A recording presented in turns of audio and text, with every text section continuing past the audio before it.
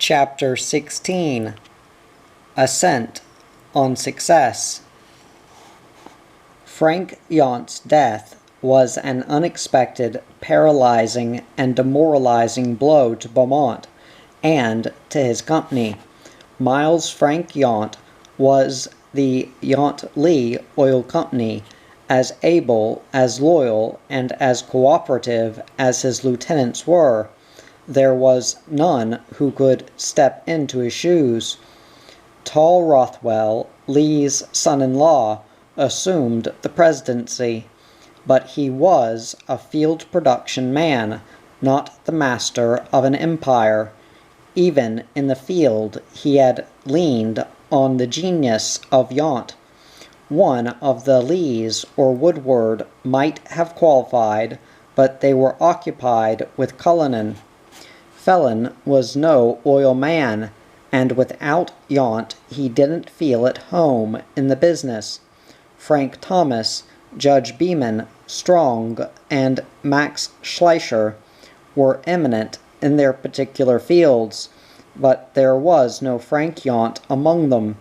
A few months before his death, Yount said he would not sell his company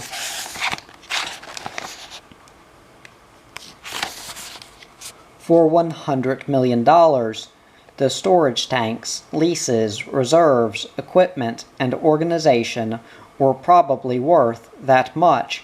With Yount at the management helm, the value was incalculable.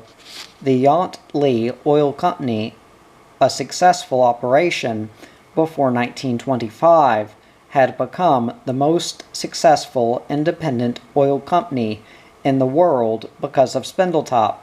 The company's first stage of existence in Sour Lake and Hull provided a stability gained through struggle. Its second stage at Spindletop gave it complete financial independence, leadership in its class, and unparalleled prestige. Yount was ready to embark on the third stage, that of becoming a major integrated oil company.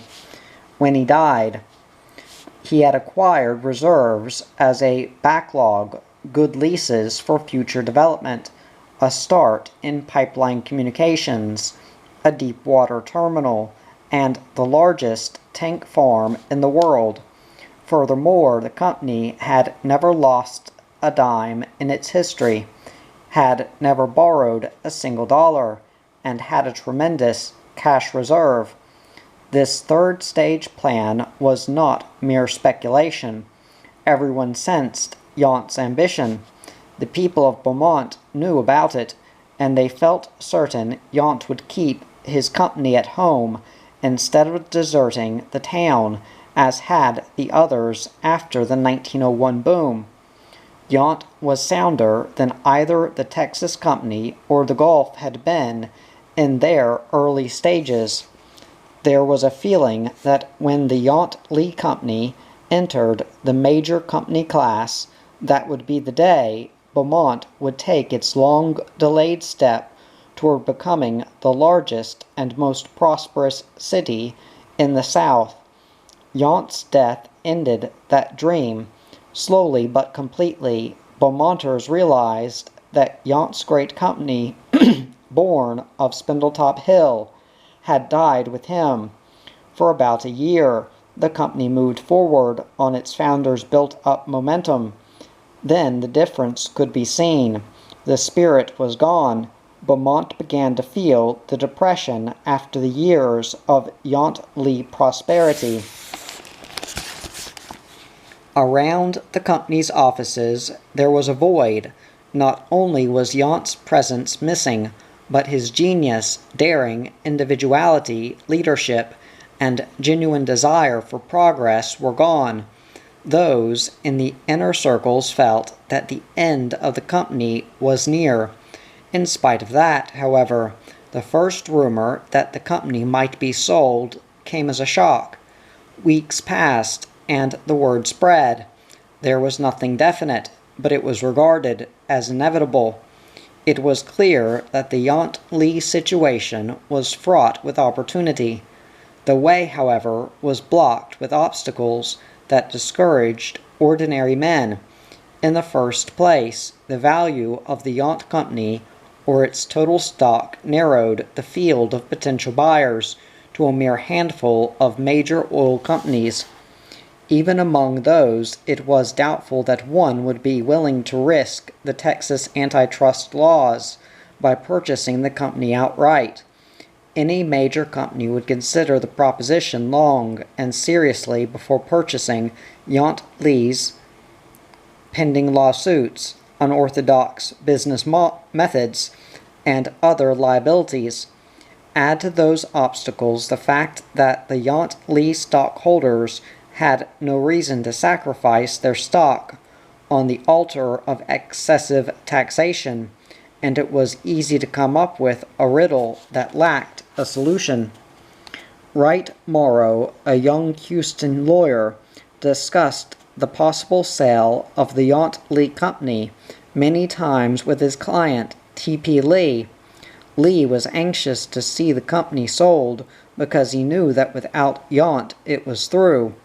For more than a year there had been no dividends, and it was reasonable to expect that the company would never reach a higher value than at the present. Lee suggested that if Morrow could interest some buyer, he could make a good brokerage fee. With Lee's consent, Morrow made a trip north to talk with his friend, Melvin A. Traylor, president of the First National Bank of Chicago. Traylor was close to the official family of Standard Oil of Indiana, and the word was out in oil circles that the company was interested in building up production of crude oil for its refineries, if its principal drilling and producing subsidiary, Stanoland Oil and Gas Company, could purchase producing properties and good prospects to fill that need. It would obviate the necessity of relying heavily on outside sources. Traylor confirmed the report, but said that Standard would not purchase the Yount Lee Company or its stock. It might, Traylor added, be interested in the purchase of the company's assets. This threw a new light on the subject. Morrow saw that the possibility of a brokerage fee from either side of the deal was impractical. Then he came up with a daring, almost fantastic idea. Maybe he thought he could buy the company from the stockholders, liquidate it, and sell the assets to Stanoland. As he turned the idea over in his mind, Morrow chuckled to himself. Here he was, thinking about buying the biggest independent oil company in the world, when it was doubtful that his credit at any bank would exceed 10,000. Right, Morrow was a smart, struggling young attorney. His prospects in his profession were good enough, but thinking in terms of borrowing millions of dollars seemed absurd. It was absurd, but it haunted Morrow all the way back to Houston. He expected Tom Lee to laugh at him, and he was reluctant to even mention it. Lee, however, didn't think it was ridiculous. All he said was that the idea could certainly be carried out, but a man would need guts to go through with it. Morrow went to work on the plan immediately. First he found out that the Yount Lee stockholders individually would give him options on the condition that they get the benefit of capital gains, and that no share of stock would be sold unless all was sold. If the sale of the stock was by company action, the tax would have been some 70%, in view of the fact that stockholders had owned their stock for 20 years. Each was entitled to the 25% capital gains benefit as an individual. Morrow was authorized to negotiate a deal. It was decided that a fair price for the stock was $2,200 a share for the 21,540 shares. The total stock of the company that Yount had valued at $100 million could be purchased for approximately $48 million. Only $48 million. That's all Wright Morrow had to raise, and the deal had to be for cash. Staggering as it was, the figure did not deter Morrow. He informed Traylor that if Stanleyland would valuate the properties, there was a chance the deal could be made. E.F. Bullard, vice president and geologist of the company, and a staff of experts were sent to make the valuation. After months of inspections of properties, investigations of books, and studies of undeveloped prospects, Stanleyland told Morrow it was willing to pay $42 million for the oil properties and operating equipment. Now Morrow had a complicated decision to make. The $6 million difference between the stock purchase price and the sale price for the oil-producing assets was his problem. It was a tremendous speculative transaction in which only one man was to gamble millions he did not have. Miscalculation or bad management could mean disaster. The Bureau of Internal Revenue was given the details of the proposal. If a deal could be made, the government stood to gain $12 million in taxes. If not, there would be no government gain in those days, when tax dollars were most acceptable to a treasury depleted by the ravages of depression. Harry Weeks, Fort Worth tax lawyer, and H.I. Wilhelm, tax accountant, had been engaged by Morrow to study and explain the details. Guy T. Helvering, tax commissioner, and Robert H. Jackson, assistant general counsel for the Bureau, heard the proposal. Morrow understood that it was necessary to get the capital gains benefit, that he neither act as agent of the stockholders in disposing of their property, nor of the Stanleyland in purchasing the company.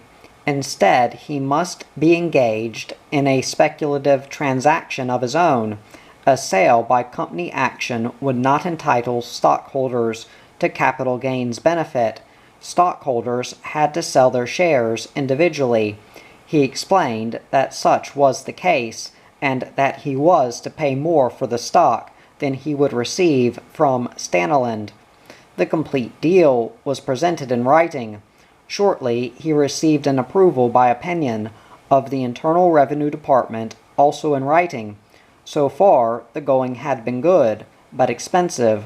Morrow had more than $40,000 of his own invested, and it was $40,000 that he did not have in cash. For his part, Morrow was to get all assets of the company that were not included in the oil properties and equipment.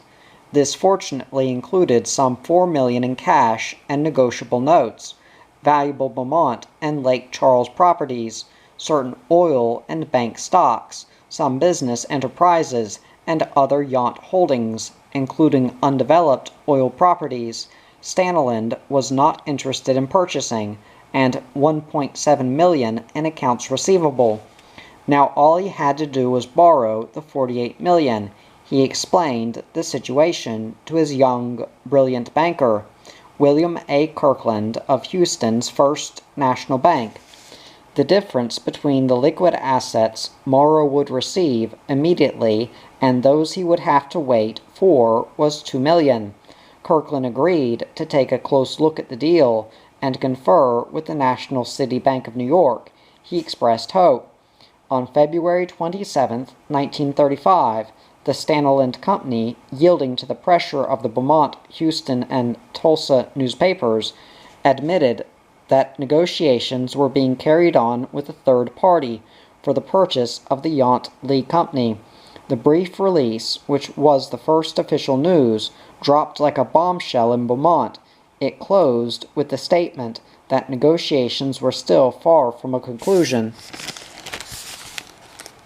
Far from a conclusion, Morrow thought as he read the release, was an understatement. Borrowing even $2 million from financial institutions in the middle of the Great Depression wasn't easy. Morrow's friend Jesse Jones had placed a ban on Reconstruction Finance Corporation loans on oil deals. From what Morrow knew of the Yount Lee properties, he stood a chance to make millions in the long run. His problem, however, was immediate. Within a few days, Kirkland informed Morrow that the deal could be handled. He was over one of his biggest hurdles, but before him still were hundreds of smaller obstacles. An injunction suit by W.D. Gordon to hold up any deal pending the final outcome of the Federal Crude Oil Company suit for some $15 million was one such obstacle.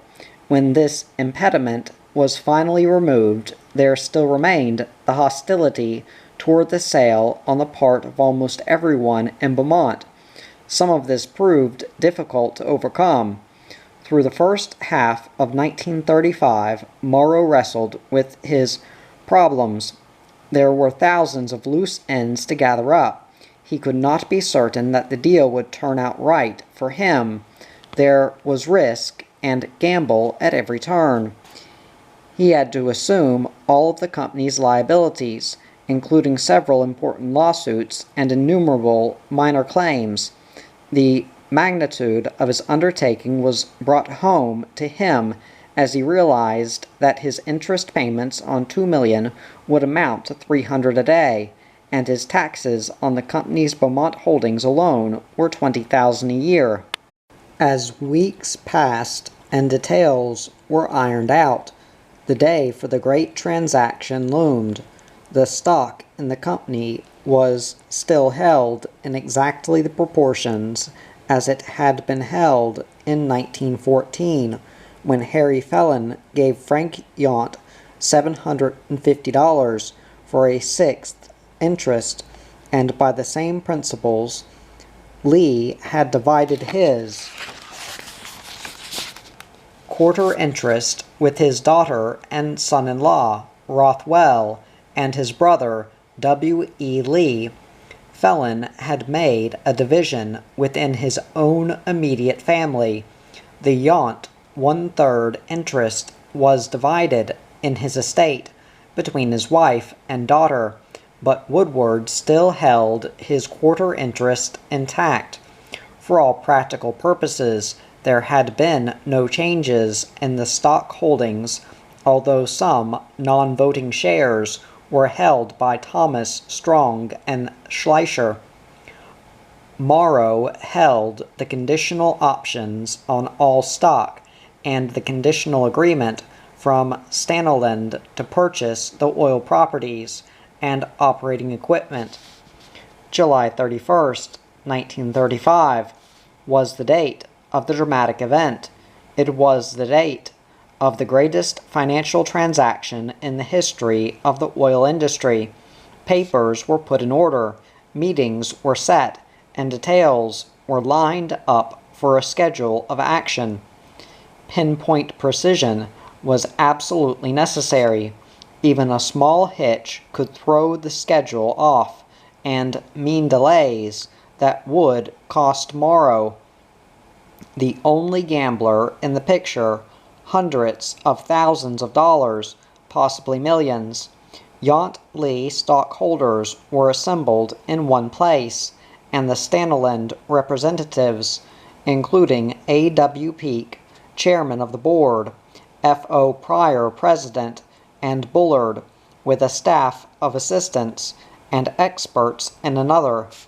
Morrow stood by in immediate communication by runner and telephone. With both parties, he was armed with the money to purchase the individual stock holdings, and he had 10,000 personally signed deeds and other documents ready to turn over to Staniland. The timing had to be perfect, as hours of the hectic day passed, every detail minutely planned for weeks by Morrow and his staff went off on schedule. The bankers, tax experts, and others interested were at assigned places for immediate action. The day was tense, historic, and exciting. Morrow himself lived a lifetime in 17 hours. His career and his future depended on the outcome. When the day came to a close, the producing properties that Yount had built over the years were in the hands of Staniland. The Yount Lee Oil Company, still rich in other assets, was almost out of the oil business.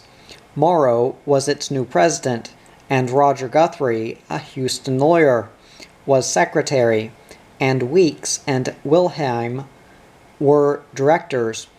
For the first time in its 21-year history, the company was in debt. Its new owner owed $2 million, and his troubles were just beginning. The Staniland Oil and Gas Company took possession of 358,000 acres of oil lands and leases, of which only 49,000 acres were proven. There were 2,000 acres of undeveloped land in the heart of the Great East Texas oil field. Leases covered holdings around 20 Piercement-type salt domes. The company's net daily production was 20,000 barrels, and 5 million barrels of oil were stored in Yount's Great Tank Farm. Staniland's need for production had been met. Edward G. Subert, president of Standard of Indiana, made the announcement in a release that covered barely more than one double-spaced typewritten page. Details came from the reporters assigned to cover the transaction. The newspapers and radio broadcasters sounded the end of the golden era of the company built by the master of the mound called Spindletop. At the 1940 Democratic National Convention, Wright Morrow, one of the most active party members in Texas, nominated John Nance Garner for the presidency of Texas' favorite son. His speech bristled with a denunciation of any intention of upsetting the tradition of 2 terms for the president. Steeped in constitutional traditions by a family background of distinguished jurists, including a famous father who served on the state Supreme Court, the idea of a 3rd term was repugnant to Morrow, although he had been a Roosevelt stalwart.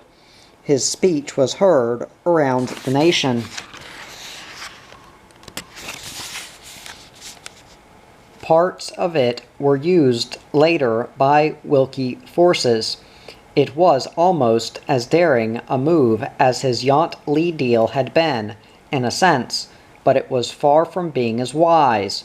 New Deal forces were incensed.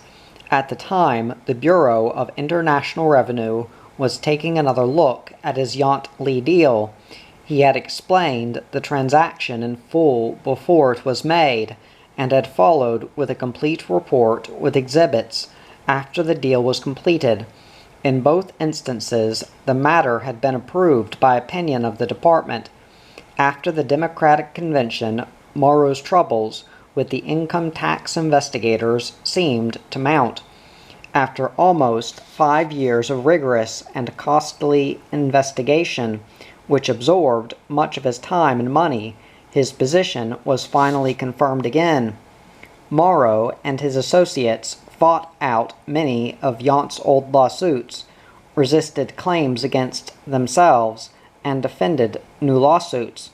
For instance, among Morrow's assets was some $800,000 involved in litigation over oil produced from the right-of-way abutting Yount's fee tract in the Due-Hit survey at Spindletop.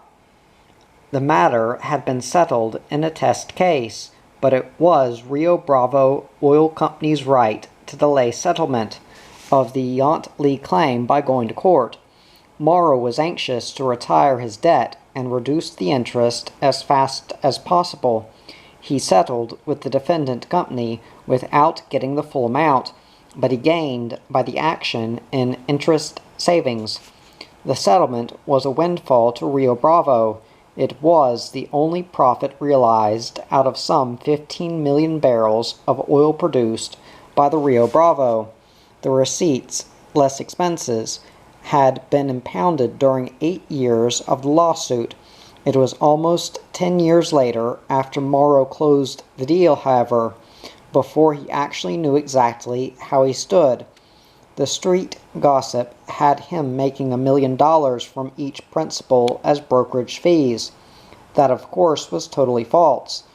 Morrow did find out, however, in 1944, that he was about $500,000 ahead, despite hundreds of thousands of dollars of expenses that he had not anticipated.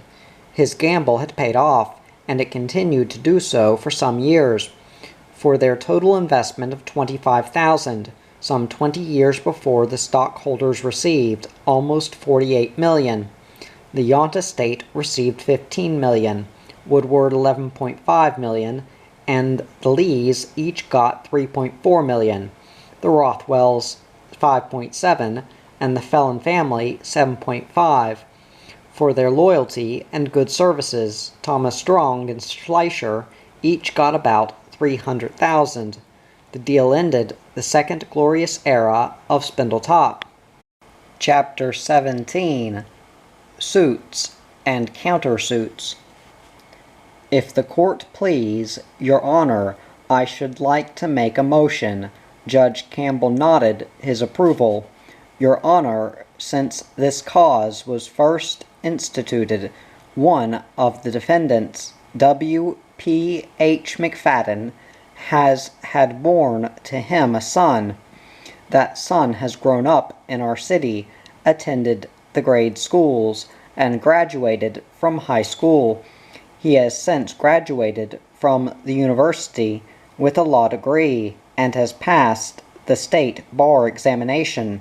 That son has been admitted to the bar, entered the practice of law here in Beaumont, and is even at this very moment pleading before you in this case.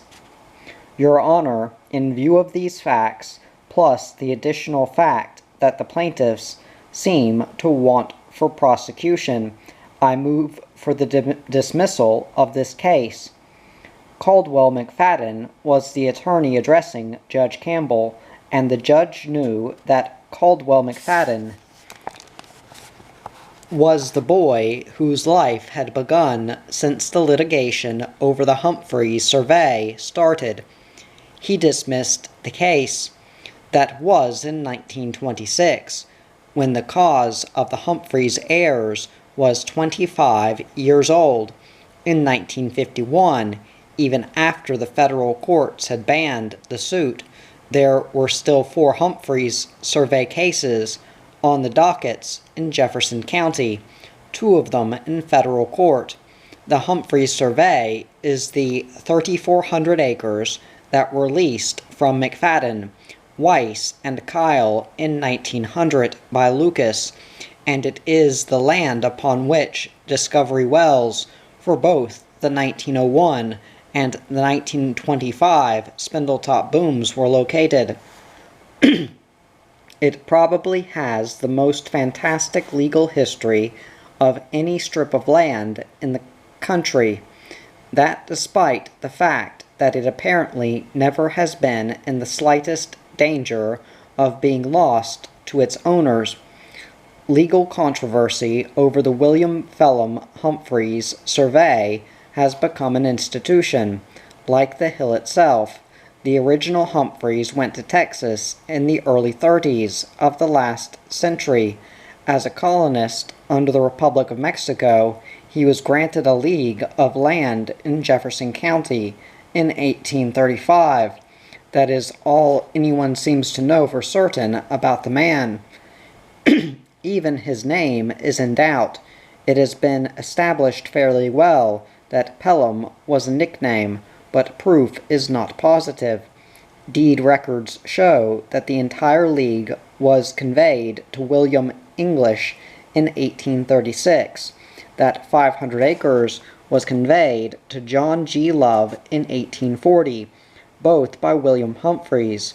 The records further show that Pelham and William Humphreys, as heirs and joint heirs of Pelham Humphreys, deceased, conveyed the entire league to Stephen B. Dozier in 1859.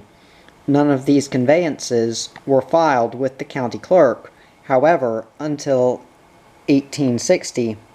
No one knows definitely where the original Humphreys came from, whether he had any relatives or not, whether or not he left a will, or when or where he died.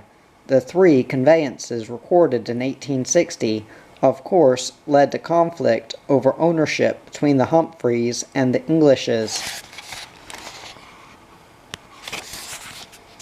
In the midst of the litigation between the 2 sets of heirs, the Beaumont Pasture Company, owned by the McFadens, Weisses, Kyles, and others, stepped in and bought out the claims of litigants on both sides.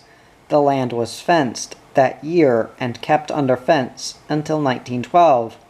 Under all statutes of limitations, laws of adverse possession, and rules of tenancy, the land thereby became the property of McFadden, Weiss, and Kyle.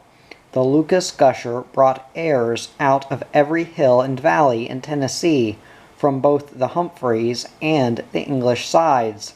That was the start of a march on the title of the survey, which the courts have consistently agreed was unquestionably owned by the McFadens and their associates and heirs. That seems to grow with each new batch of heirs over the generations. The claims had reached an all-time high in 1951, with almost $1 billion involved in the 4 cases on the docket. One was for $500 million, and another claimed $150 million. The defendants include practically every company that has ever gotten a drop of oil off the land, plus the Reconstruction Finance Corporation, which lent money to a company holding a right-of-way across the land. There are thousands of alleged heirs involved. The $500 million case alone lists more than 1,300 of them.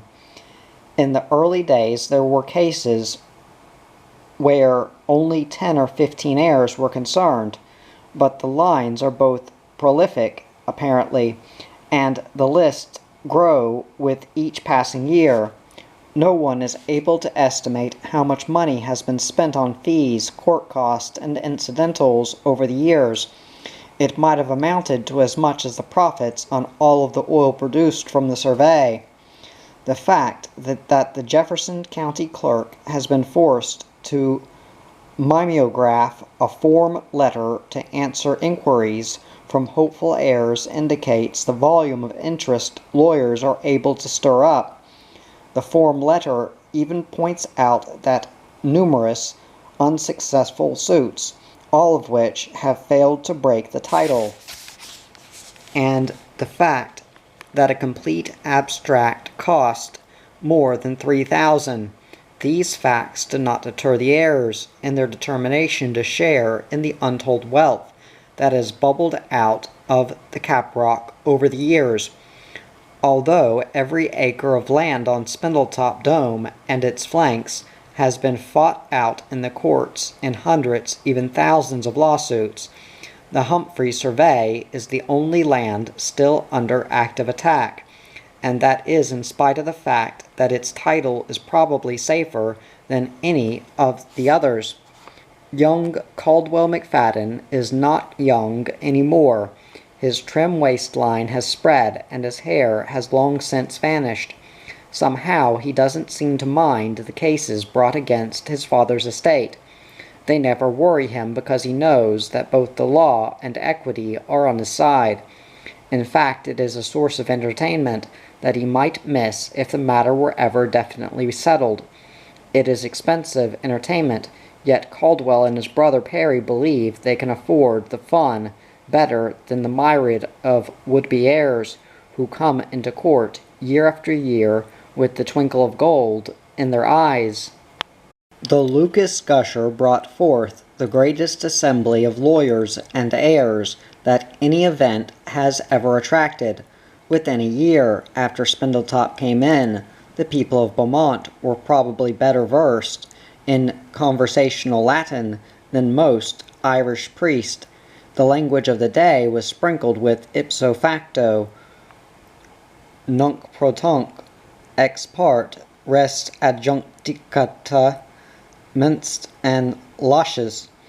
On Beaumont's streets you could hear court authorities quoted with the same facility that an apostolic preacher quotes scripture.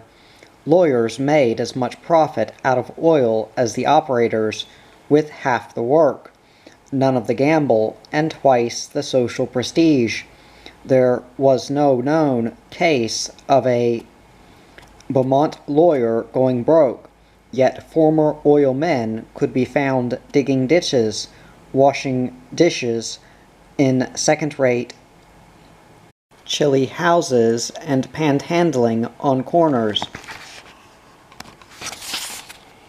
Even before the calumniators had to take cover in late March 1901, the Jefferson County Court dockets were running over with suits by, against, and between Patillo Higgins, Captain Lucas, George W. Carroll, and others. Before the field was a year old, not an acre within miles was uncontested. Lawyers outnumbered drillers, operators, landowners, confidence men, and stock speculators. Also, lawyers could be found in all of these categories. Before long, law took its place with geology, engineering, and finance as one of the fine arts of petroleum. The early days of Spindletop saw every company in the field, with few exceptions, either headed by lawyers or with lawyers on the boards of directors. Some outfits, like the Hog Swain Syndicate, were composed of nothing but lawyers.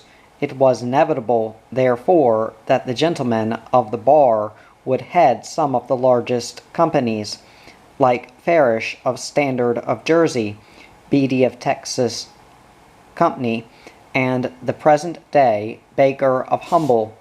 Spindletop set a dizzy pattern for legal pyrotechnics. It is there that a specialized petroleal-legal branch of the bar was created. The need for landmen came out of the old field, and a new profession was born. Today, no man drills a well without first determining beyond a doubt that all titles are cleared.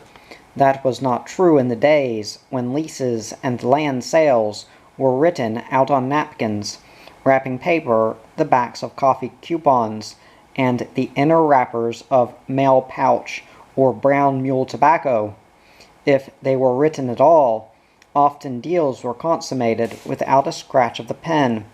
It wasn't long after the Lucas well came in that thousands of phony heirs and a handful of rightful ones were on the scene. They came from almost every state and many foreign countries. Many of the cases provided both fascinating and sensational newspaper stories. The history of Texas colonization was reviewed from the days of the Spanish land grants through the republics of Mexico and Texas, and down to the carpetbag era when everything was thrown into confusion. The Lake Charles American commented that the next man who brings suit from Spindletop property will claim that it was the site of the Garden of Eden, and that he is a direct descendant of the peaceable settlers who were ejected by force of arms and without due process of law. Such a claim would doubtless be as lawful as many of those which have found their way into the courts since the great gusher started tinting the magnolias for miles around with oil spray.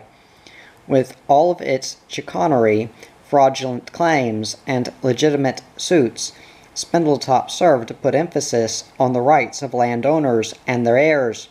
The oil industry became acutely aware of the importance of those rights. Spindletop cases, in several instances, served as landmarks of jurisprudence. Probably the most interesting of all legal land battles were those fought over the Vetch Survey. Dr. John Allen Veitch was an adventurer and a man of culture. He was a scholar, geologist, engineer, teacher, and physician. In fact, he was once the Surgeon General of Sam Houston's Ragged Army of the Texas Revolution.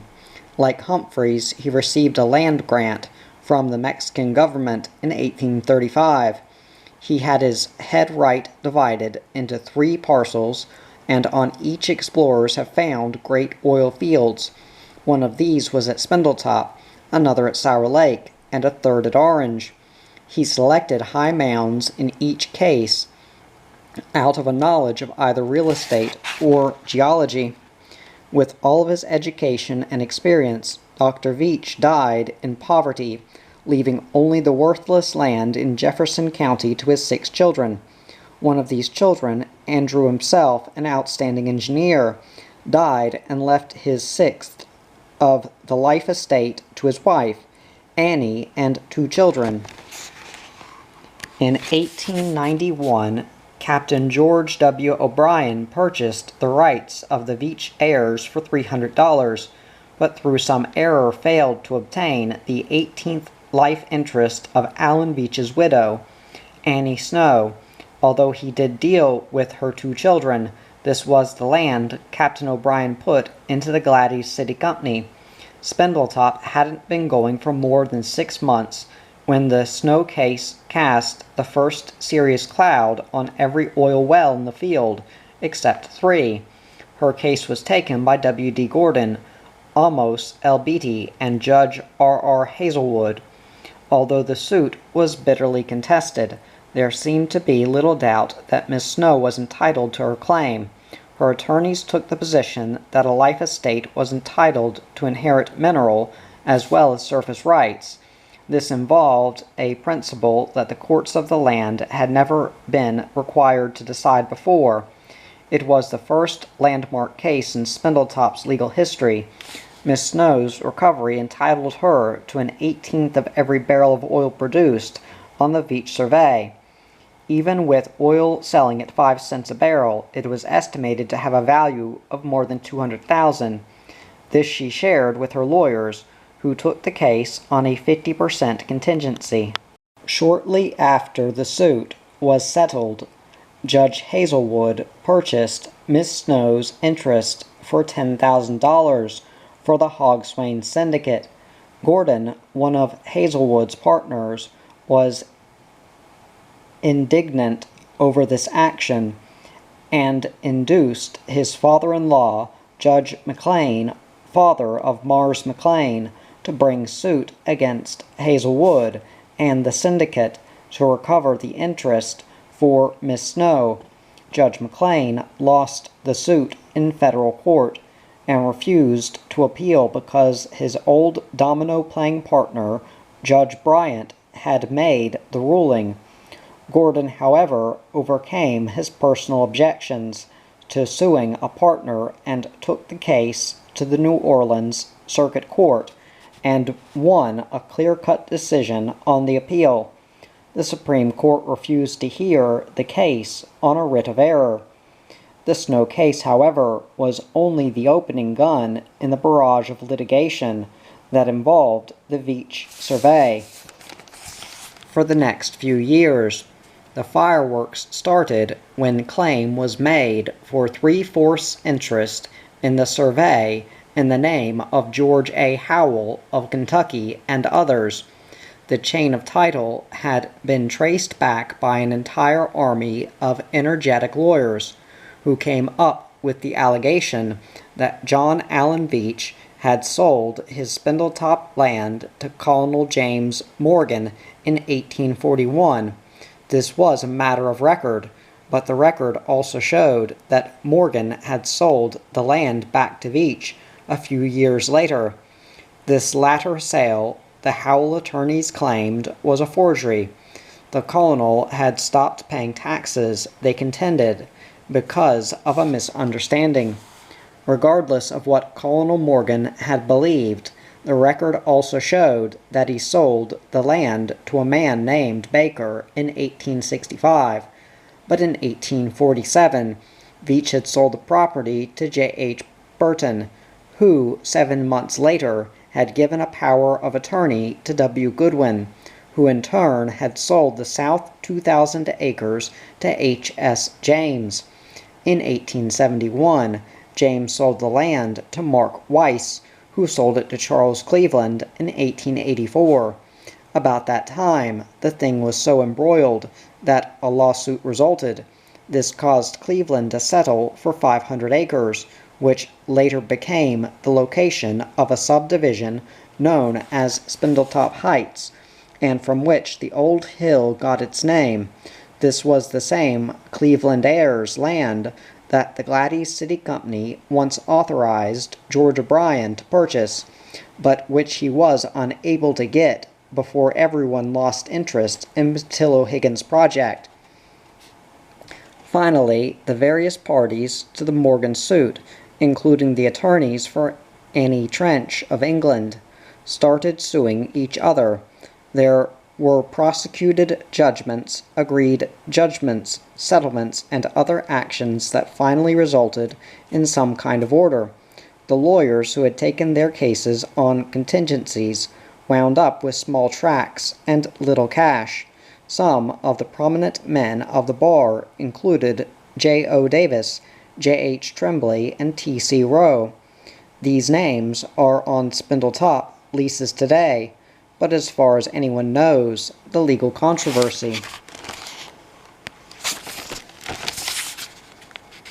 came to a happy ending, with all concerned glad to get out of the legal firing range unscathed. No one knows for certain who is who in the picture yet, but a satisfactory settlement of all ownership was arrived at sufficiently in 1946 to allow the Texas Gulf Sulphur Company to satisfy itself with the situation. The Veitch survey had more concentrated activity in the courts than the Humphreys, but it is now virtually forgotten as a battleground for barristers. The Humphreys, which has never had but one case get into the courts, is still the all-time champion of litigation on a longevity basis. As far as anyone recalls, there was never much title trouble with the John Douthit survey. In the first boom, there is not even any record of a lawsuit involving tracts on the land. The legal star shells that illuminated the clouds over a few of its small tracts following the second discovery, however, made up for the survey's freedom from attack in the blustering days of the first boom. The John Douthit is a long, narrow strip of land between the Humphreys and Veitch surveys. The strip once extended all the way across the two large surveys. The north half, known as the Ingalls survey, was wiped out during the Annie Snow case. The 52 acres on the northeast end of the Douthit survey were owned jointly at one time by J.M. Herbert and the heirs of Jeff Chazen.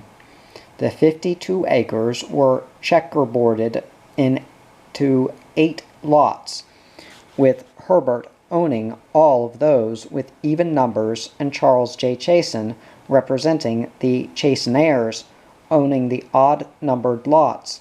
Either before the Lucas Gusher or shortly thereafter, Herbert entered into a deal with Jim Weed, whereby the two men shared the even-numbered lots, some divided and some undivided. 3 of the hundreds of companies formed in the first boom bought small tracts in the Douthit survey, and all of these companies were destined to have their names perpetuated in the annals of jurisprudence by future lawsuits. One of these was the Federal Crude Oil Company, which purchased lots 5 and 7 from Chasen, who became vice president of the company. The president was D.A. Duncan, and the manager was H.L. Foggin. In 1901, the Federal Crude Oil Company missed immortality by about 300 feet when it stopped drilling an offside well at a depth of 2,400 feet. Had it gone the other 300 feet, 24 years of trouble and strife might have been avoided, and the geological theory of salt dome flanks might have been proved that much earlier. But the company, which was capitalized for $450,000, went broke, and the owners abandoned their land because it was not worth postage stamps. Duncan and Foggin left the state, and for all practical purposes, the Federal Crude Oil Company evaporated into thin air. A second company, to be remembered in later years, was the Buffalo Oil Company, which bought a part of Lot 6 from Jim Weed for $18,000. The company flourished for a while and then followed the pattern of the Federal Crude Oil. When the Buffalo Company went broke, however, it went into receivership. When a receiver was appointed, Jim Weed bought back his 2.45-acre tract of land for $65, some $17,900 less than he had sold it for a few months before. The third significant company, as far as the latter-day lawsuits were concerned, was the $500,000 Cartwright Oil and Development Company. Matthew Cartwright was a successful businessman from Terrell, Texas. His father had once leased Spindletop property for oil development, the first oil lease in the history of Texas in the 1860s. That might have been why Matthew Cartwright II was lured to Spindletop. Cartwright's company was not a promotion. Most of the stockholders were members of his family. His company acquired relatively large tracts of land north of the hill. When the Kaiser Kelly well's failure forced everyone to the top of the dome, Cartwright even succeeded in getting 1/16 of an acre from the Hogswain Syndicate. There he could produce oil, but there was no way he could dispose of it. Cartwright purchased land for storage and trackage from Chasen in lots 1 and 3 of the DeWitt survey. When the boom broke, Matthew Cartwright believed he had been a failure for the first time in his life with his oil company. He paid off his cash stockholders and formed the Oakwood Realty Company from the land holdings he and relatives had left. The new company was successful, as conservative real estate firms go, but Cartwright never got over his oil business failure. In several of the most famous cases in Texas land law history, those three companies and the boom-time land they occupied became bywords in court circles. The first DeWitt survey land to get entangled in legal controversy was that formerly owned by the Federal Crude Oil Company in lots 5 and 7. J.F. Gilmartin, a minority stockholder, went into district court in Jefferson County in 1907 and asked for an accounting of the company's property. Gilmartin sought receivership for the company since its charter had been forfeited the year before for failure to pay franchise taxes.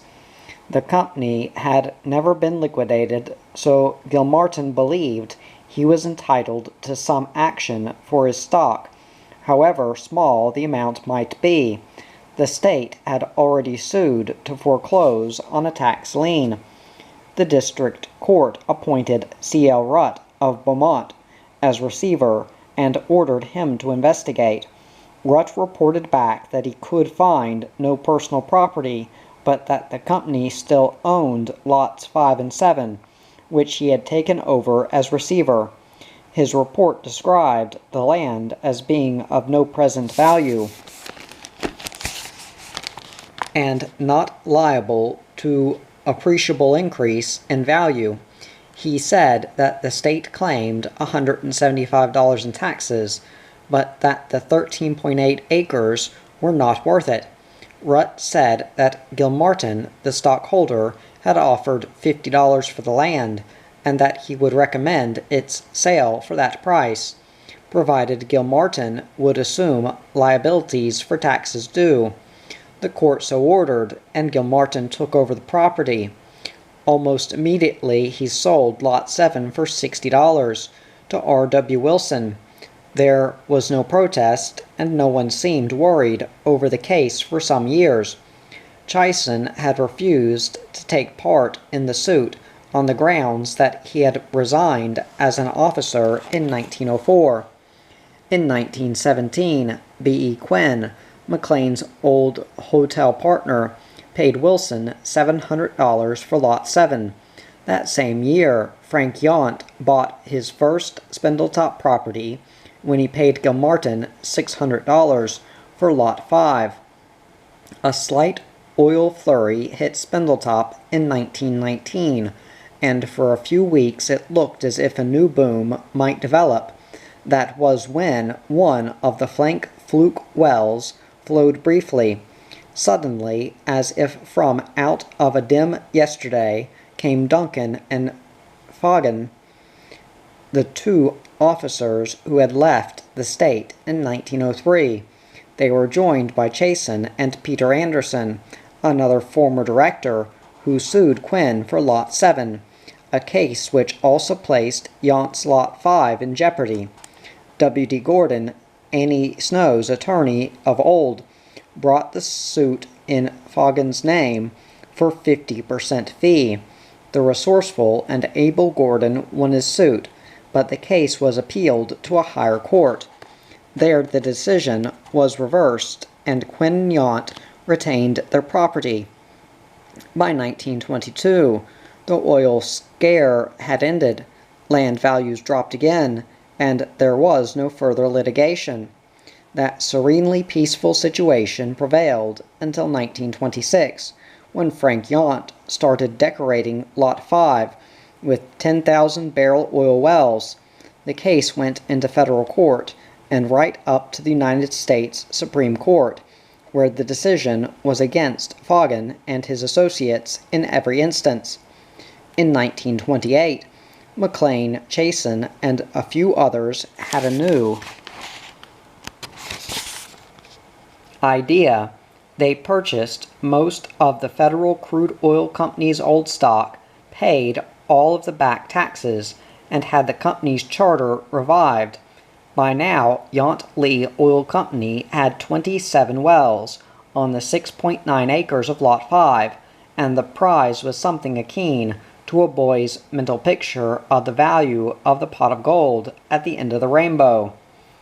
Judge Beeman Strong, general counsel for Yount Lee, and his first assistant, A.D. Moore, recognized not only the danger in the suit and the millions involved, but the fact that their other duties required most of their time and that some help would be necessary. Strong recommended that Will E. Orgain, probably one of the most brilliant land lawyers in Texas, be engaged to try the case. Shortly thereafter, two former state Supreme Court justices, Judge R.L. Batts and Judge F.A. Williams, were added to the Yount Lee legal battery, not to be outdone completely by this array of legal talent and Supreme Court prestige.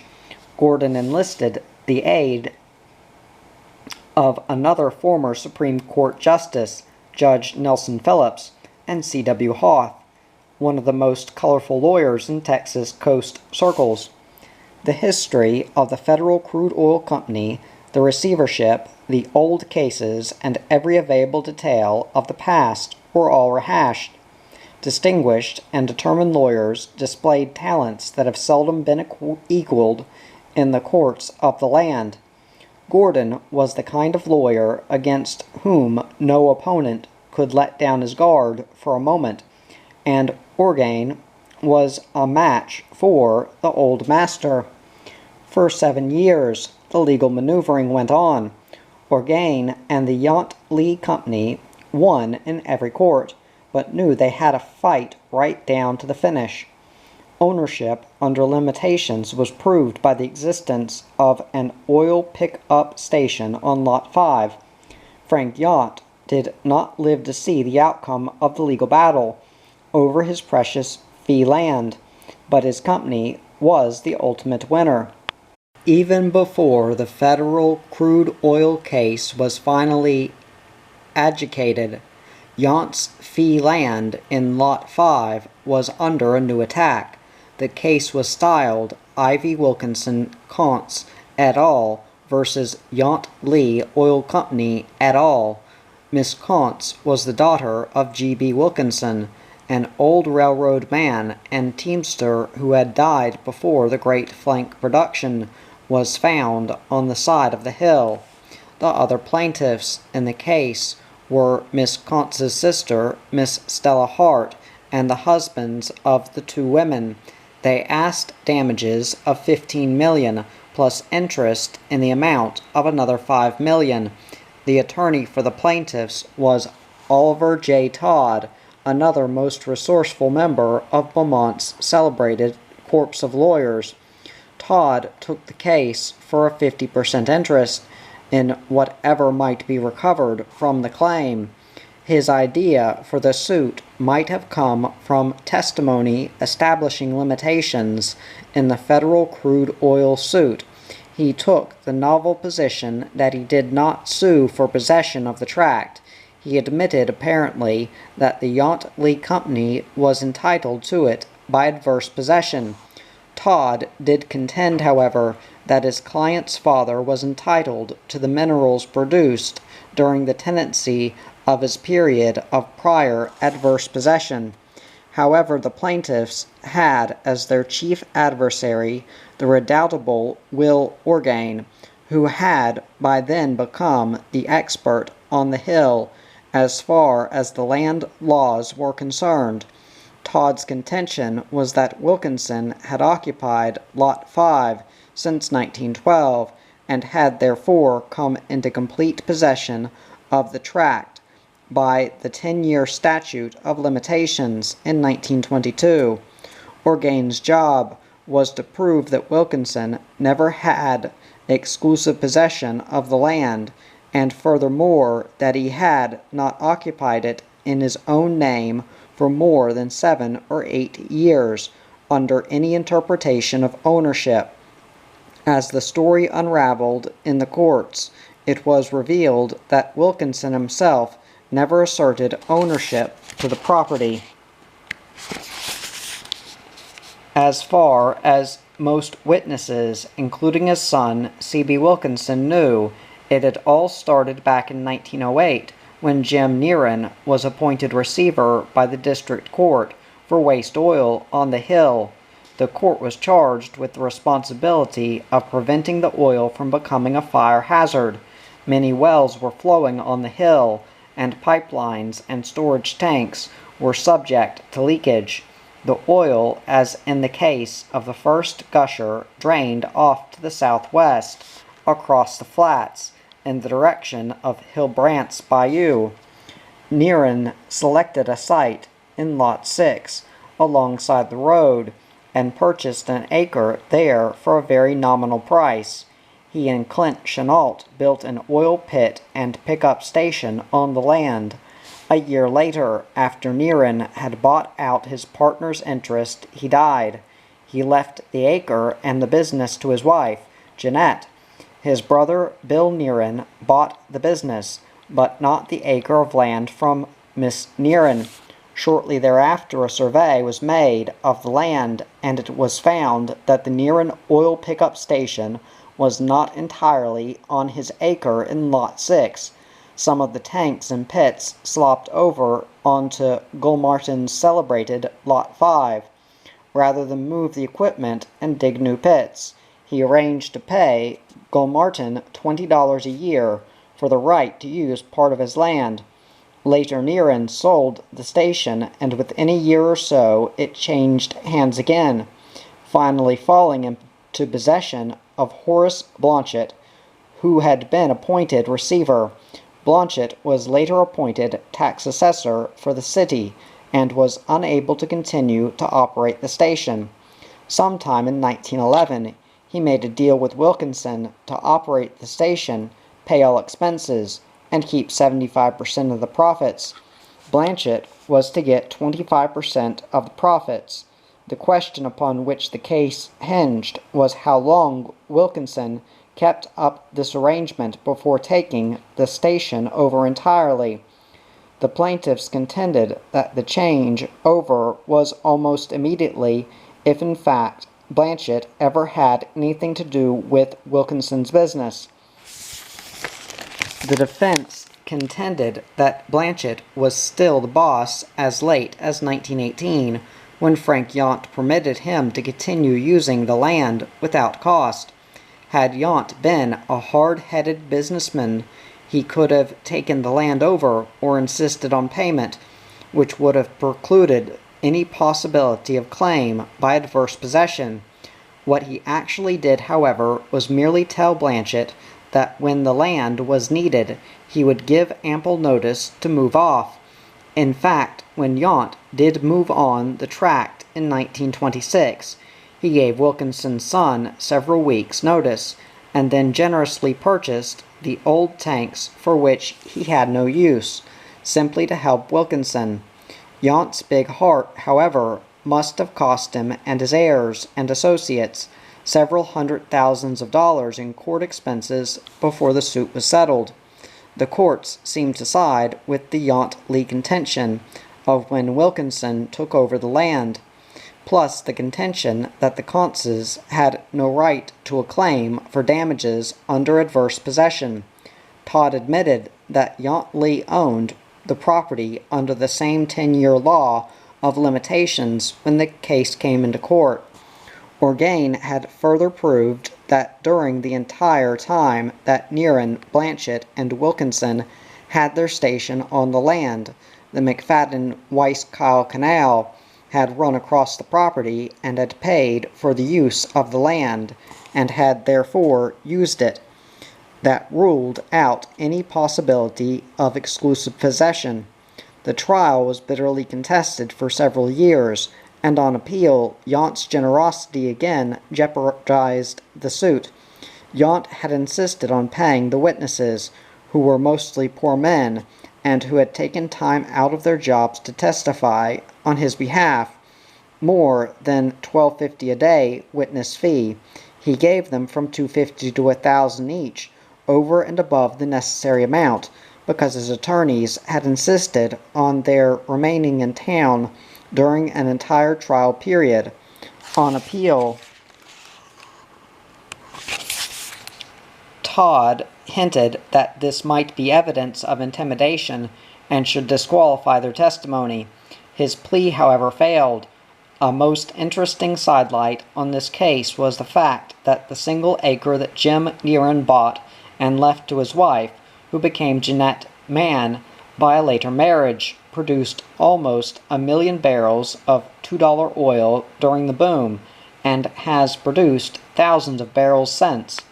Jim Weed watched as the Rio Bravo Oil Company, owned by the Southern Pacific, spudded a well on the railroad's right-of-way opposite his land on Spindletop's flanks one day in 1926, and came to the conclusion that there was a defect in the picture somewhere.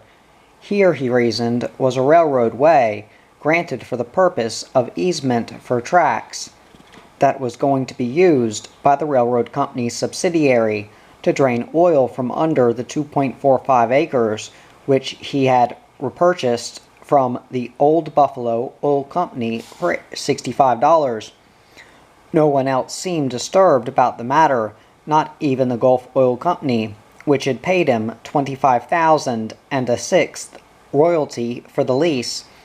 But James F. Weed was a surveyor, and a civil engineer. He had serviced Southern Pacific's right-of-way from the Sabine to the Rio Grande in 1889 and had later become chief engineer for the Gulf, Kansas City, and Beaumont Railroad. Not only that, but he was an oil man. The first boom had set him up in the business, and he had since discovered at least one field on his own. Weed talked it over with Will Orgain, and Orgain agreed with him. He then went to Houston to discuss the matter with Gulf officials. The Gulf office did not follow his thinking. The tract the company leased from Weed had been described by Metz and Bounds that did not include the right-of-way strip. Jim Weed then asked the Gulf officials if, in view of their interpretation of the lease and the fact that they intended to take no action to stop Rio Bravo, they would grant him a release of any possible claim to the right-of-way, abutting the lease. The request set the company men to thinking. They finally decided to explore Weed's idea further. Orgain suggested a temporary injunction against Rio Bravo's drilling operation.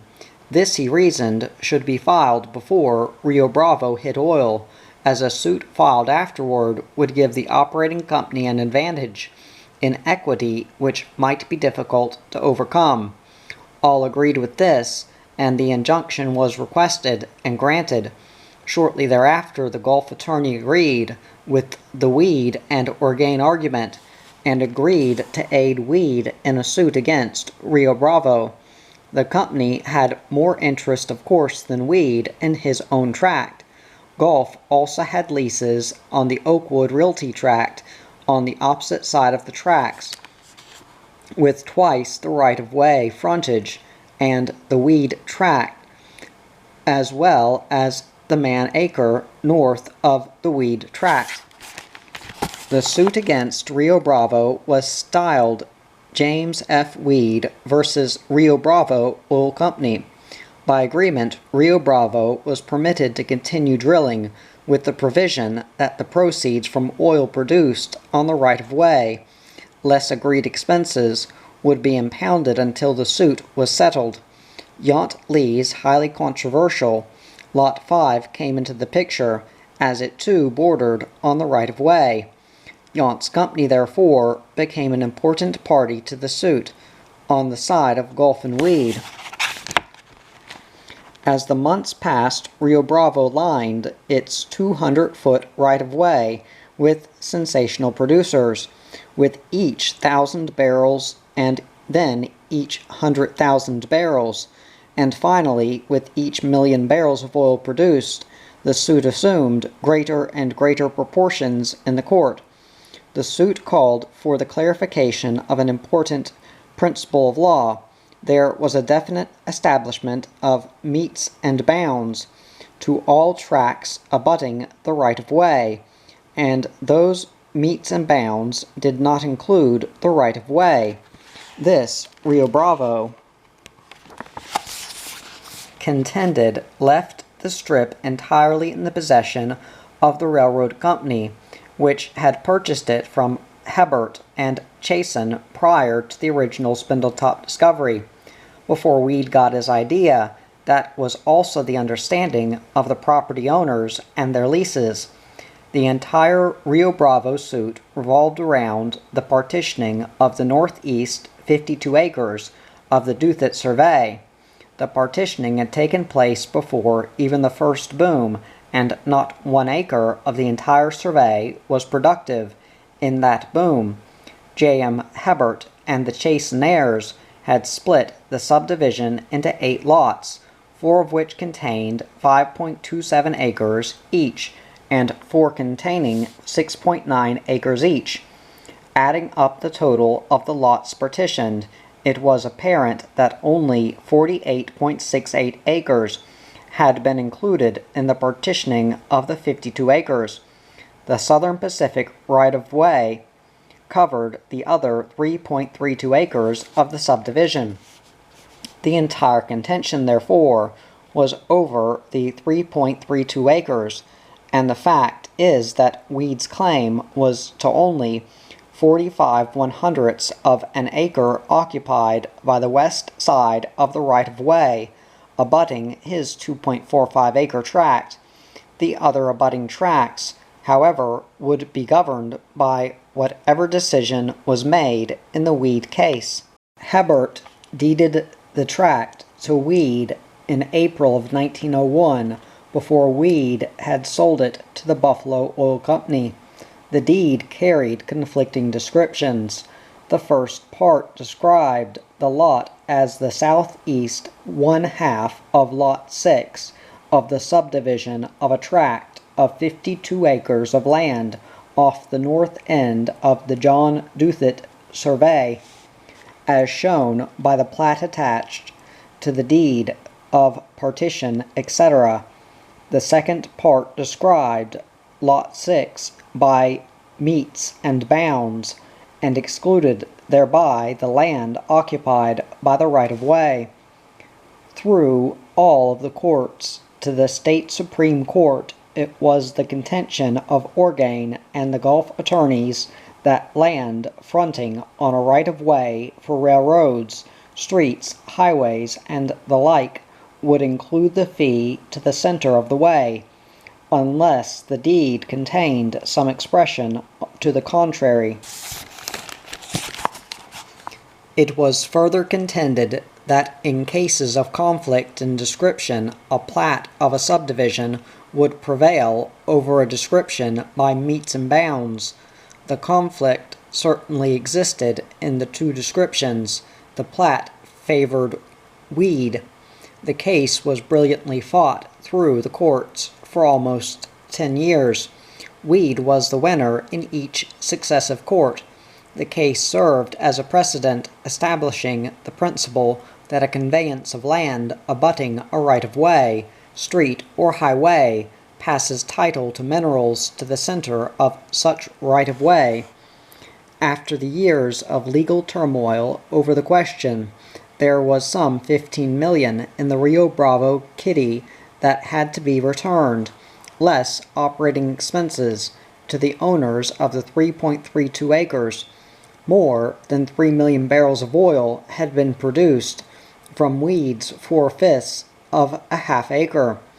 The Cartwright Company received more than $600,000 for its share, and several $1 million accrued to Yount Lee Company, which owned its part of the right-of-way in fee. Matthew Cartwright died a few weeks before Yount's discovery.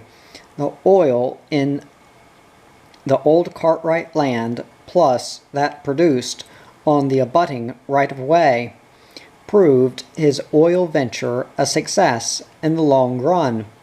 His son, Lon Cartwright, had succeeded him as head of the Oakwood Company. Chapter 18. Commemoration. Where was the Lucas Gusher located? Marion Brock naively put the question to a group of Spindletop operators, whose conversation had centered on the impact of the Great Well. None could definitely answer the question. One man said it was in one place, and another said it was 100 feet or more away, but there was no conclusion. That was in 1920. The incident haunted Brock, and he proposed that the site of the historical gusher be marked. 20 years passed, however, and Beaumonters forgot. One day in the late 30s, Brock, who had moved to Houston, wrote a letter to J. Cook Wilson renewing his suggestion. Wilson was receptive, and within a week he and Brock had formed a committee, including Steve Pipkin, one of the original producers in the field, and Scott Myers, who was born at Spindletop. They raised the money to purchase a handsome Texas pink granite monument, arrange for appropriate ceremonies, and mark the well site properly. Myers was the authority on the exact location. In October 1941, the monument was unveiled. The enterprise published a special Spindletop section reviewing the history of the field, with biographies of Lucas and Higgins, and other important men of the discovery. A paper by geologist J. Brian Eby and Michael T. Halbouty predicted a third phase with production possibilities on the north and east flanks. The importance of Spindletop oil to the development of the sulfur industry by providing the necessary fuel was reviewed. The fact came out that there were then 46 oil fields within a 100-mile radius of Beaumont, with 2,440 producing wells.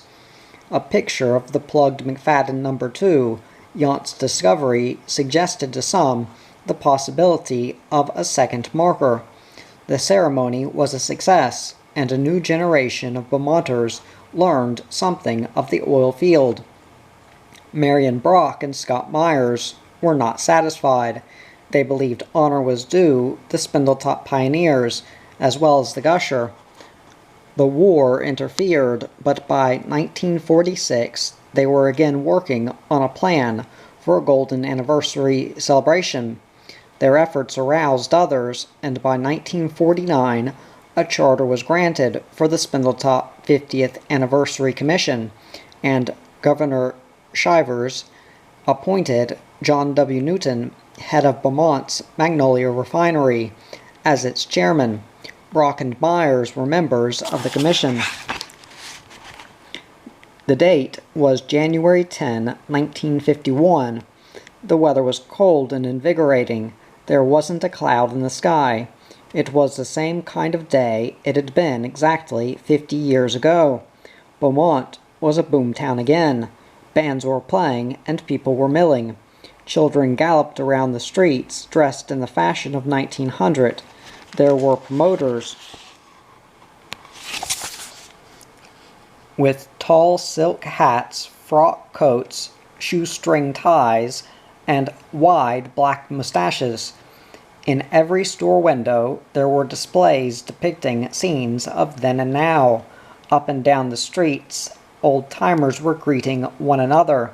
Al Hamill, as spry as he was the day he unloaded the pipe for Captain Lucas, clamored over a perfect reproduction of the old Gusher that was set up in Sunset Park, directly across the tracks from the site of the old SP station. Patillo Higgins, an honor guest of the day with Al Hamill, and Anthony Fitzgerald Lucas, son of the captain, watched the growing excitement of the early morning from his suite in Hotel Beaumont. His schedule for the day was a busy one. His official escort, J.W. Kinnear, himself a veteran of the Hill, and George Carroll's son Charlie was also with him. That morning they were to be present for the spudding of a 5,000-foot hole with a modern power rig on the opposite end of Sunset Park from the mock-up of the old derrick. With Al Hamill he would go to the exhibit hall at the fairgrounds, then to a gathering of old-timers in the Crosby lobby, a luncheon for the old-timers at noon, a talk by John D. Rockefeller's grandson, David Rockefeller, and a dedication ceremony at the Lucas Monument. Higgins declined an invitation to the banquet that night because his 89 years would not stand that much, but he would listen to the program on the radio. Wherever Anthony Lucas went, he was met with a standing ovation. The name had a magic appeal. Generations had forgotten Higgins and Hamill, but Anthony Lucas would never be forgotten. The Gusher and the monument and even a Beaumont street kept the name of Lucas alive. Beaumont responded enthusiastically to the celebration honoring its heroes of yesterday. The Enterprise that morning had a 3-column reproduction of Trost's famous picture of the Gusher. It covered the entire length of one page. The journal's streamer across the top of the front page was sketches of Higgins, Lucas, and the old Crosby house. At precisely 10:30, factory refinery, switch engine whistles, and automobile horns all over the city joined in a tumultuous din to salute the instant of time the geyser of oil spouted forth. At the same time, a squadron of jet planes shot down from the north of the city over Pearl Street and out over the hill, where they executed a spectacular circular formation. It was at that hour also that the old-timers assembled in the Crosby lobby to renew acquaintances and hash over the days of oildom's greatest glory. All over the city there were club meetings and assemblies. Speakers included Wallace Pratt, retired vice president of Standard of New Jersey, who was Humble's first geologist; Carl Koch Rister, one of the industry's important historians; Dr. E. L. de Gollier, who conducted the first geophysical explorations in the world on Spindletop Hill, and whose company then drilled 3 dry holes before the Yount discovery; John R. Suman, vice president of Standard of New Jersey, and another graduate of the Humble Company, Jack Pugh, Beaumont-born son of J. Edgar Pugh of Sun, and Glenn McCarthy of Houston, another native of Spindletop Hill. There was a press interview with Charles E. Wilson, president of General Motors, Walter S. Carpenter, Jr., chairman of the board of DuPont, and B. Brewster Jennings, president of Saucony Vacuum, parent company of Magnolia, at Hotel Beaumont.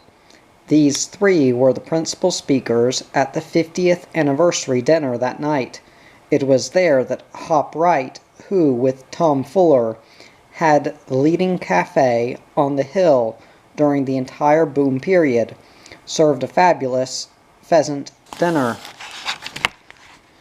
In the afternoon there was a parade of progress that outdid anything Beaumont had ever experienced. Under the direction of Parade Marshal Lewis R. Peitsch, descendant of George Carroll, the line of march was led by Higgins and Hamel. Then came the great Texas Aggie Band, dozens of floats, modern oil equipment mounted on trucks, old buggies and horses, a horse-drawn hearse, Miss Frank Keith riding her old electric runabout, the United States Army's 45th Infantry Band, and bands from every high school for miles around Beaumont. There were giant boilers, portable rigs and derricks, swamp buggies, model streamlined trains, a replica of young Tony Lucas' old-school house at Spindletop, and a caravan of veterans of the boom. Thousands gathered for dedication ceremonies at the Lucas Gusher Monument in the afternoon, and more thousands attended the great banquet. At the fairgrounds there was a hall of exhibits that was one of the most complete displays of obsolete and modern oil equipment ever assembled. There were old pictures of the boom days, books of clippings, portraits of the men of distinction of the 1901 period, and demonstrations of drilling, refining, pipelining, and other oil activities in miniature. The governor's commission had left no stone unturned. The town was crowded with newspaper men from throughout Texas and the oil regions of the Southwest. Magazine writers and radio commentators were there too. Celebrities such as Morton Downey, John Carroll, Teresa Wright, Robert Cummings, George Hicks, and others mixed with the crowds and were roughnecks for the day. Hicks presented a commentary on his United States Steel Hour, and DuPont's Cavalcade of America presented a play titled Spindletop Gulf. Had Al Hamel on We the People to tell how the great gusher came in. Beaumont's own nationally famous Melody Maids presented a Spindletop song saga, and the women of Beaumont wore hairdos that featured derricks, through which dark tresses spouted in the fashion of the famous gusher. An entire trainload of geologists came in from Houston and held an all-day meeting at the fairgrounds, with such noted scientists as Suman Pratt, Alexander Deussen, and Ira Cram. As featured speakers, W. E. Rather, chief of the United States Geological Survey, which had redeemed itself over the years for its former chief's error on the Hill, was among the honored guests. The day was one of the most magnificent in petroleum's history. More than 100 veterans of the Hill's boom days sat around the Crosby lobby, spinning tales. They knew that oil booms had come and gone, and that none had come close to the days of Spindletop. Even those who had gone on to Sour Lake, Batson, Ranger, Burke Burnett, Glenpool, and East Texas could not compare those experiences with what they had been through in Beaumont. In any corner of the lobby there was a fabulous story going. Slim Harrison, driller extraordinary, was happy to be there. "I never got to the Crosby during the boom," he said. "Us field hands always ran into too many attractions on the way here." But Slim could remember his early days with Ed Sims, and how he got fired. Someone sent in a telegram of resignation, and signed Slim's name to it. Howard Hughes hired him, and it wasn't until later that Slim found out that it was Howard who sent the telegram. The Hughes will, however, left Harrison on Hughes Tool Company's payroll for life. Johnny Wynn, the best mechanic in the field, and the driller on Higgins' first well, who lost a fortune in dry holes, was there. Johnny wasn't dressed in the finest clothes, and he didn't keep his present occupation of sharpening scissors and butcher knives for housewives a secret, but he was embraced and toasted by his more fortunate old buddies, some of whom were multimillionaires. Carl Clemens recalled his days at the boom. He went to Beaumont to take a hotel clerking job, and was hired by Ed Boyington as a roustabout. He lived to become Gulf's production superintendent, and one of his sons, Walter, who was now one of Gulf's attorneys, had been born in a covered wagon on the edge of Botson Field on the 4th anniversary of the Lucas Gusher. This was Walter's birthday. J.W. Kinnear recalled the day when, right there in the Crosby lobby, a little squirt of a man inquired of a larger man whether or not he was a captain of a certain infantry outfit in Cuba during the Spanish-American War. Assured by the larger man that he was, the smaller gent produced a pistol and fired. He had been a private in the company and felt abused. The bullet went wild, tore through the ceiling and a bed on the second floor, igniting a boomer's pajamas, sending him scurrying down the stairs shouting, "Fire!" Cussing, Mike Mitchell was busy denying the story that he had nailed a helper's Ingersoll watch to the derrick when he found it tied there. The story was that Mike had said, "That'll teach the bastard to hang his jewelry on my rig." Al Hamill was wound up with one story after another of the old days, but he felt bad because Kurt, who was seriously ill in San Antonio, couldn't be there. The names of girls and saloons and gambling dives filled the air, and they all agreed there were no greenhorns on the hill except the rope chokers from Pennsylvania, who could not make their cable tools work. The Easterners thought they knew what they were doing. The others had no such illusions. They talked of their problems of keeping the excursionists, especially the women and children, on the windward side of the gushers, so they wouldn't be consumed by fire in the event of a conflagration. They all compared their progress in life since the great event. Some were retired executives, others like Hamill and Higgins were still operating, and still others like Johnny Wynn hadn't fared too well, but were rich in the experiences of their days in the field. All day and far into the night, the big executives and the great scientists made speeches. The important product of Spindletop was men to man the industry which gave birth to an age more glorious than man's mind had ever theretofore imagined. Lord Curzon said after the First World War that the Allies had floated to victory on a wave of oil, and Nimitz credited victory in World War II to oil bullets and beans. Spindletop's discovery brought an end to that isolation, drudgery, and loneliness of rural life, and it eliminated the long hours of toil in dingy workshops in cities choked with smoke and fumes.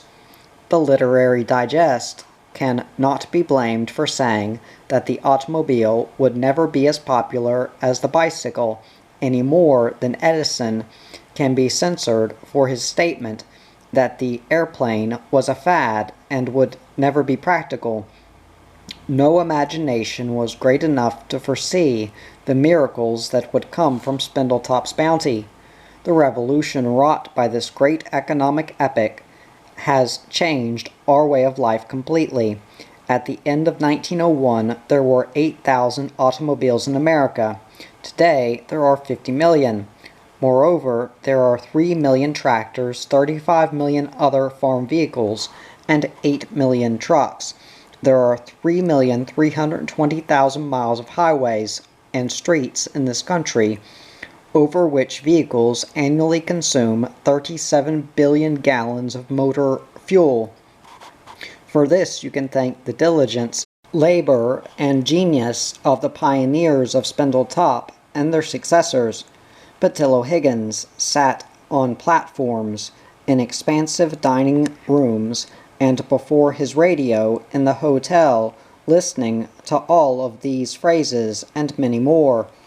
He heard a recitation of the volume of oil and gas and chemicals that had come from his hopes and plans and perseverance. He heard references to the billions of dollars in payrolls, profits, and benefits to mankind, all from oil and its products.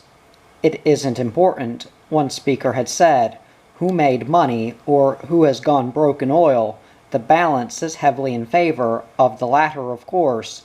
The important thing is what benefits it has brought to America and the human family as a whole. Those benefits are beyond calculation. The only problem we have today is how will we continue to provide the incentive for modern man in this practical age. Higgins thought about this and the other things he heard. Then he turned to those around him and said, "If they only knew it, the surface hasn't been scratched. There are billions of barrels of oil right here on the Gulf Coast, yet to be found." Men once criticized Patillo Higgins for saying things that were, in their day, far more fantastic. This time no one disagreed. His statement didn't seem plausible, but neither had it sounded plausible when the same man had said oil wells would produce thousands of barrels of oil a day on the hill, and that he would make millionaires of all his friends.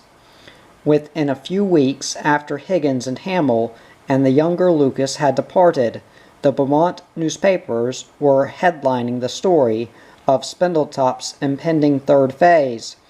John Meckham, son of one of the field's pioneers, was punching holes deep into the south flank, as contrasted with the $5,000 wells of the boom days. However, he had spent almost $500,000 on only one of his new wildcats. Already, young Meckham had brought into reality one of Higgins' prophecies.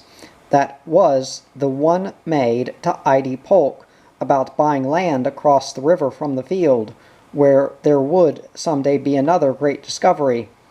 Meckham had brought in oil on the land adjacent to Polk's in Rose City. Dr. C.B. Claypool, associated with Scott Myers, Earl Hancomer, and others under the name of Meredith, Clegg, and Hunt, had succeeded in bringing in tremendous distillate well in the northern part of the Veitch Survey. Within the city limits of Beaumont, that was the story that captured the headlines. Claypool, like Meckham, a prophet of the third phase of the old field, had worked for 4 years promoting deeper flank production. Each day was bringing him closer to his projected goal. But the day of Spindletop's pioneers was not over, as he, Meckham, and others were proving. In even greater measures, Yount Lee's successor in Spindletop was proving a most worthy one. The Staniland Oil and Gas Company was making notable finds on the north and east flanks.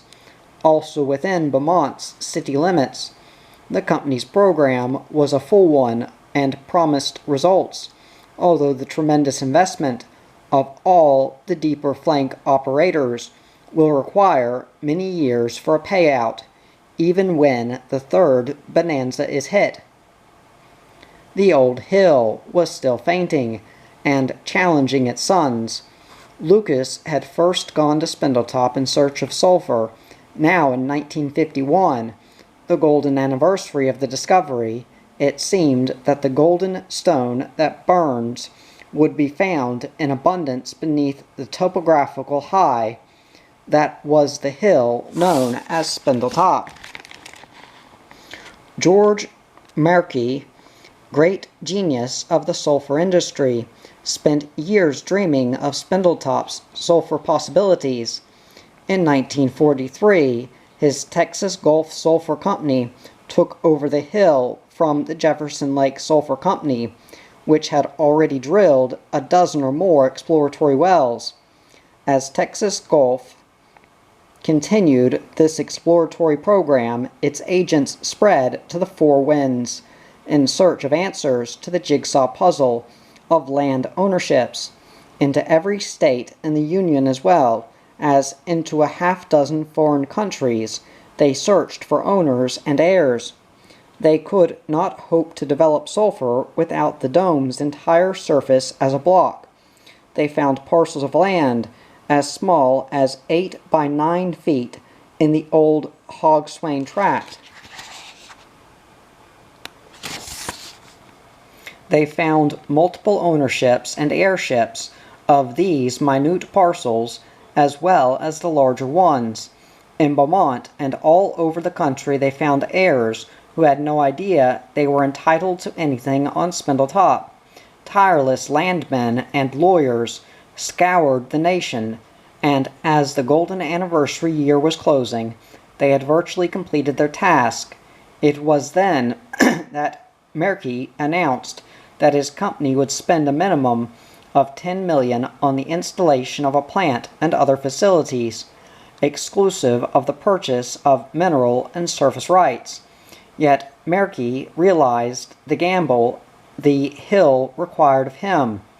When in 1952, Texas Gulf's first test for production started No one knew what the answer would be.